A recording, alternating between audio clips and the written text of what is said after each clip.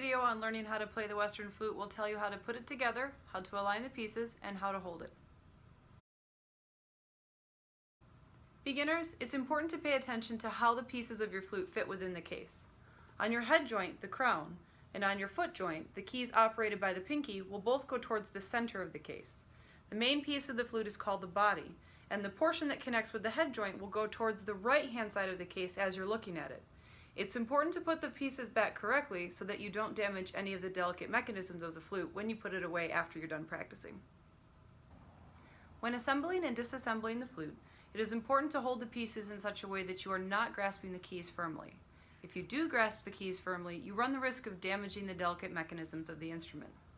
When handling the body, I encourage you to hold it close to the top where there are no keys. And when handling the foot joint, I encourage you to grasp it closer to the bottom where there are relatively few keys. As you put the pieces together, try to avoid rocking the joints into one another. If you do so, you could accidentally and easily round out that delicate metal at the end of the flute, which could make those joints weaker. Instead, align them as closely as you can, push straight in, and twist a bit if you need to, if the joint is tight or a little bit sticky. As far as alignment of my foot joint, you can see that the bar of my foot joint aligns right down the center of the keys of my body. Aligning my flute this way will ensure a comfortable position for my right hand pinky. It's a very easy mistake to align the bars of both joints. Here you can see I have the bar of my foot joint in line with the bar of my body, but this will be very uncomfortable to hold.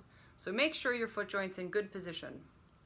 When it comes to inserting your head joint, same idea. Grasp the body close to the top, align as best you can, push straight in and twist. That imaginary line that we had running down the keys of our body should continue straight up into our head joint and right through the tone hole. If it's a little bit hard to see, you can sight down your flute this way and see that imaginary line right through your tone hole, through most of the keys of your body and through your foot joint. If you look at your flute in this way, you should have pretty good alignment. Now that your flute is assembled and in good alignment, let's talk about how to hold it and posture.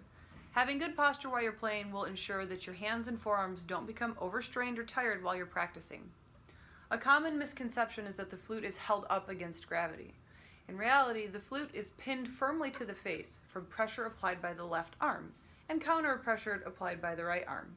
So let's talk about good posture for each hand. Let's talk about the left hand. Hold the flute up on the right hand side of your body. Imagine you have a friend standing right at the end of your flute. Wave at that friend with your left hand. This is more or less the position of your forearm, wrist, and part of your left hand as you will be holding the instrument. If you look at the body, in between those first two keys here, right about here, this is where my left hand will make contact with the instrument. The part of my hand that will make that contact is the squishy outside part of my index finger, kind of in between my first and second knuckles. So I imagine my friend, I wave at them, and I place that part of my finger against my flute right in between those first two keys.